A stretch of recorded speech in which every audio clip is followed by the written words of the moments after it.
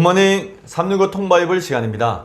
BC 8세기 남유다의 형편은 주변 열강들 틈에서 바람 앞에 등불처럼 위태로웠습니다. 이러한 남유다를 깨우치기 위해 이사야는 하나님의 명령에 따라 벗은 몸과 벗은 발로 3년 동안 예루살렘 시내를 다녀야만 했습니다. 이는 남유다가 하나님보다 더 의지하는 애굽과 구스의 사람들이 아수르에 끌려가 벗은 몸, 벗은 발처럼 수치를 당할 것임을 이사야 선지자가 온몸으로 예언을 했던 것입니다. 그럼에도 불구하고 남유다의 왕과 백성들은 이사야를 통한 하나님의 말씀에 귀를 기울이지 않습니다.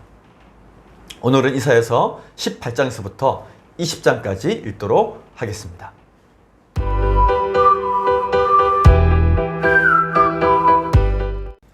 제181일 이사야 18장. 슬프다 구스의 강 건너편 날개치는 소리 나는 땅이여, 갈대배를 물에 띄우고 그 사자를 수로로 보내며 이르기를, 민첩한 사절들아, 너희는 강들이 흘러 나누인 나라로 가되 장대하고 준수한 백성 곧 시초부터 두려움이 되며 강성하여 대적을 밟는 백성에게로 가라 하는도다.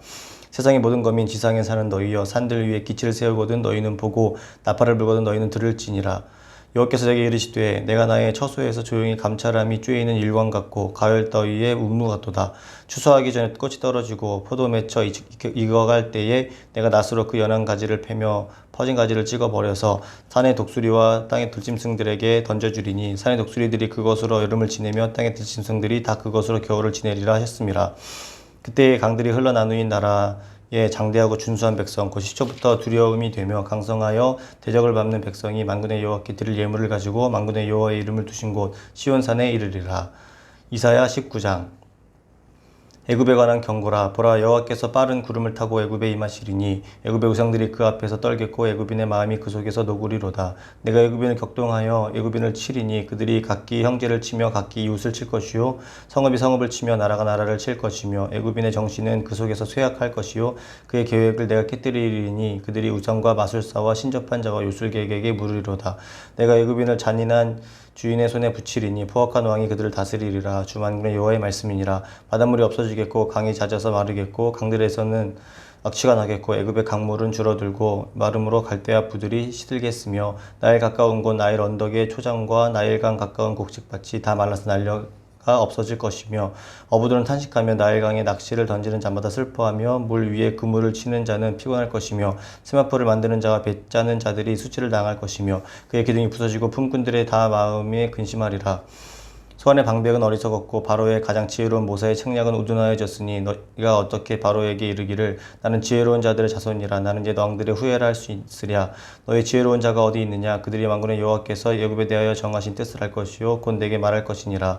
소안의 방백들은 어리석었고 노베 방백들은 미혹되었도다. 그들은 애굽 종족들의 모퉁이 돌이건을 애굽을 그릇가게 하였도다. 여호와께서 그 가운데 어지러운 마음을 섞으셨으므로 그들이 애굽을 매사 잘못 가게 함이 취한 자가 토하면서 비틀거림 같게 하였으니, 애굽에서 머리나 꼬리며 종려나무 가지나 갈대가 아무 할 일이 없으리라. 그날의 애굽이 부녀와 같을 것이라. 그들의 만군의 여호와께서 흔드시는 손이 그들 위에 흔들림으로 말미암아 떨며 두려워할 것이며, 유다의 땅은 애굽의 두려움이 되리니 이는 만군의 여호와께서 애굽에 대하여 정하신 계획으로 말미암음이라. 그 소문을 듣는 자마다 떨리리라.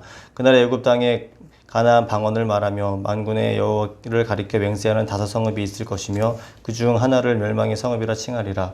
그날의 애굽 땅 중앙에는 여호와를 위하여 제단이 있겠고 그 변경에는 여호와를 위하여 기둥이 있을 것이요, 이것이 애굽 땅에서 만군의 여호와를 위하여 징조와 증거가 되리니, 이는 그들이 그 압박하는 자들로 말미암아 여호와께서 부르짖겠고 여호와께서는 그들에게 한 구원자이자 보호자를 보내사 그들을 건지실 것임이라. 여호와께서 자기를 애굽에 알게 하시리니 그날에 애굽이 여호와를 알고 제물과 예물을 그에게 드리고 경배할 것이요, 여호와께 서원하고 그대로 행하리라.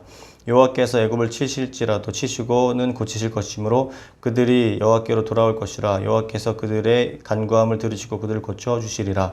그날에 애굽에서 아수르로 통하는 대로가 있어 아수르 사람은 애굽으로 가겠고 애굽 사람은 아수르로 갈 것이며, 애굽 사람이 아수르 사람과 함께 경배하리라. 그날에 이스라엘이 애굽 및 아수르와 더불어 셋이 세계 중에 복이 되리니, 이는 만군의 여호와께서 복주시며 이르시되, 내 백성 애굽이여, 내 손으로 지은 아수르여, 나의 겸 이스라엘이여, 복이 있을지어다 하실 것임이라. 이사야 20장. 아수르의 사르곤 왕이 다르단을 아스돗으로 보내매 그가 와서 아스돗을 쳐서 취하던 해니라. 그때 여호와께서 아모스의 아들 이사야에게 말씀하여 이르시되, 갈지어다 내 허리에서 배를 끄르고 내 발에서 신을 벗을지니라 하시매, 그가 그대로 하여 벗은 몸과 벗은 발로 다니니라. 여호와께서 이르시되 나의 종 이사야가 3년 동안 벗은 몸과 벗은 발로 다니며 애굽과 구스에 대하여 징조와 예표가 되었느니라.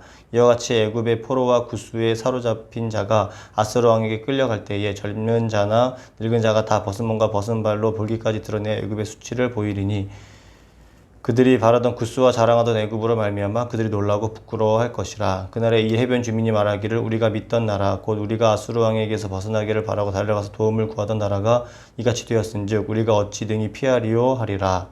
아멘.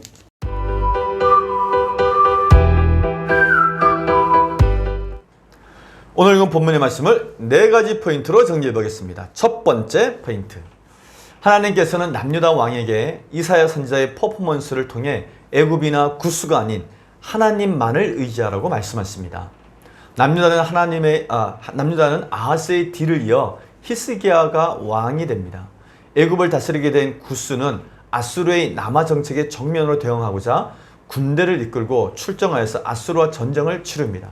근데 이 전쟁에서 구스가 패하면서 아수르는 애굽과 남유다는 자신들이 강력한 군사력 앞에 모두 무릎을 꿇게 될 것이라고 자부합니다.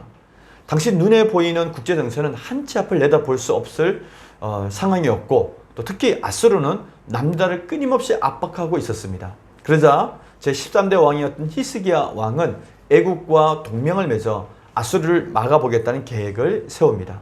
이때 하나님께서 히스기야의 친애굽 정책을 막고자 상징적으로 이사야에게 벗은 몸과 벗은 발로 3년간 예루살렘을 돌아다니냐고 명령하신 것입니다.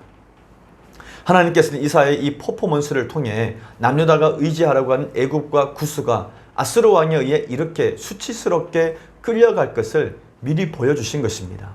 그래서 애굽이나 구스가 아닌 살아계신 하나님을 의지하라고 말씀하신 것입니다.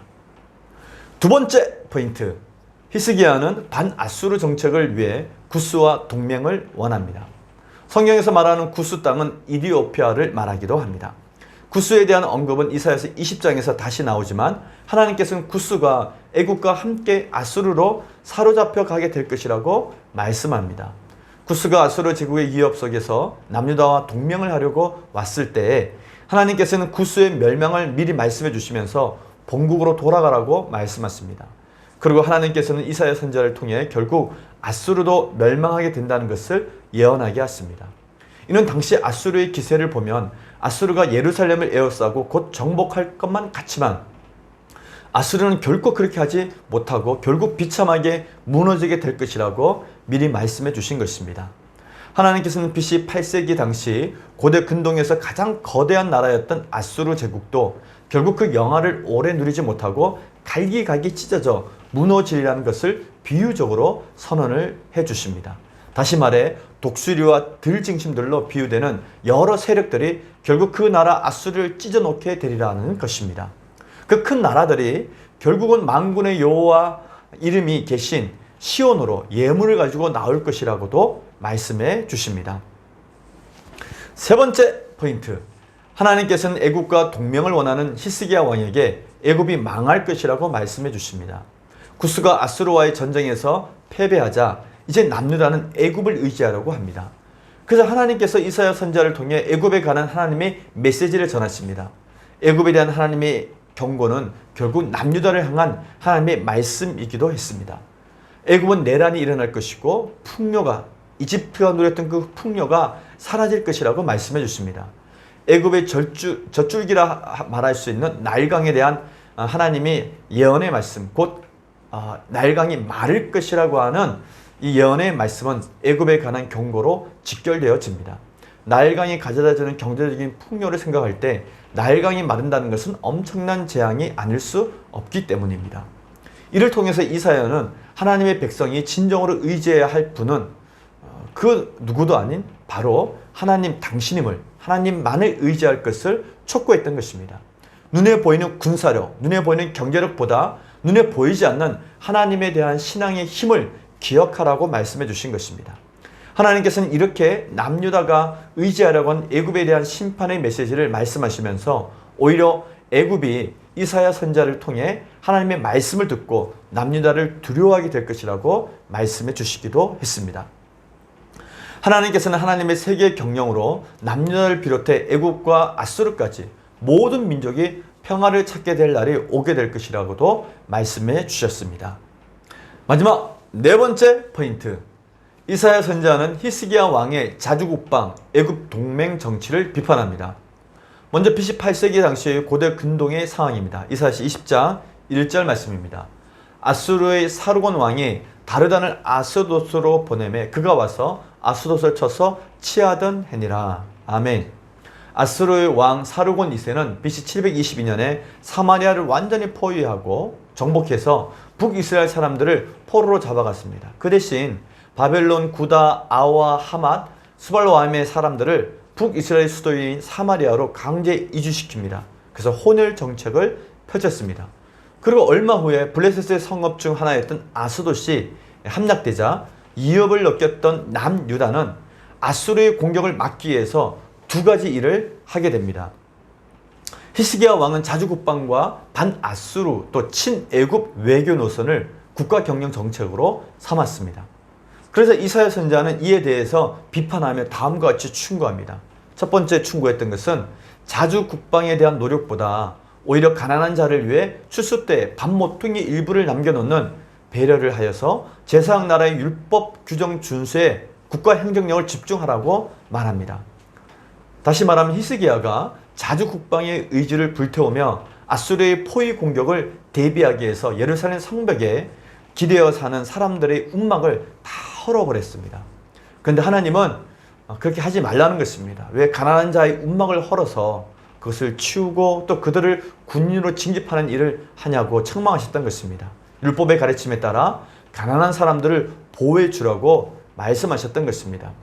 두 번째는 친애굽 외교 노선을 철회할 것이며 오직 하나님만 의지하고 강대국 중심의 국가 경영이 아닌 하나님 중심의 세계 경영을 믿고 따르라고 말씀해 주십니다.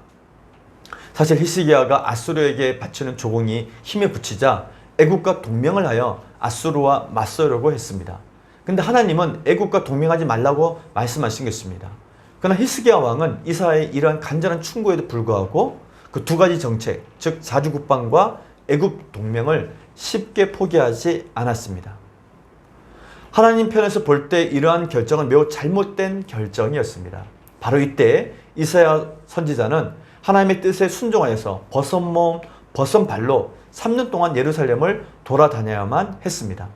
당대 최고의 지성인이었던 또 궁중 관리로 추정되어지고 있는 이사야가 이렇게까지 한 것은 남유다 백성들이 하나님께로 돌아오지 않으면 그보다 더 큰 수치를 당하게 될 것이라고 하는 것을 퍼포먼스를 통해서 경고해 주었던 것입니다. 남유다에서 하나님의 말씀을 예언한 이사야는 아하스와 히스기야 왕 시대를 살면서 그 시대를 하나님께로 돌아오게 하기 위해서 그의 삶 전체를 바쳐서 때로는 말로 때로는 몸으로 이렇게 실천하면서 살았던 훌륭한 선지자였습니다. 오늘 우리는 이사야서 18장에서부터 20장까지 읽었습니다. 창조주 하나님의 치료의 손길이 필요 없는 피조물은 이 세상에 하나도 없습니다. 모든 사람이 하나님의 치료의 손길을 필요로 합니다. 하나님께서는 모든 열방이 하나님을 알게 되기를 원하십니다. 아브라함을 통해 말씀하신 모든 민족을 위한 하나님의 제사장 나라 경영은 쉬지를 않습니다. 그러므로 요셉을 통해 애굽의 은혜를 베푸신 하나님께서 여전히 애굽까지도 고치고자 하는, 구원하고자 하는 마음을 보여주신 것입니다. 하나님께서 애굽을 향하여 매를 드신 이유는 단순히 그들을 치시는 데 목적이 있는 것이 아니라 그들을 고쳐주시는 데 목적이 있었습니다. 이 사실을 헤아려 볼 줄 알아야만 합니다. 많은 사람들이 하나님이 누구신지 모르기 때문에 하나님을 등지고 살아갑니다. 이사야 선지자는 애굽이 하나님께로 돌아오게 될 때 하나님께서 고쳐주신다고 확신시켜 주고 있습니다. 이렇게 애굽도 주님이 싸매주시고 고쳐주시는 대상이었다면 어떤 나라든 어떤 사람이든 하나님의 치료의 대상이 될 수 있습니다. 하나님은 어떤 사람이든 어떤 민족이든 어떤 나라이든 그 모든 민족을 구원하시고 치료하시고 회복시켜 주시기를 원하시고 있기 때문입니다. 하나님의 사랑의 대상은 바로 모든 민족이기 때문입니다. 오늘도 모든 민족, 모든 열방을 향하신 하나님의 그 마음을 품고 세계 모든 나라를 경영하고 계신 하나님의 주권을 믿으면서 모든 민족이 주께 돌아오기를 기도하는 그런 하루가 되시기를 바랍니다. 화이팅!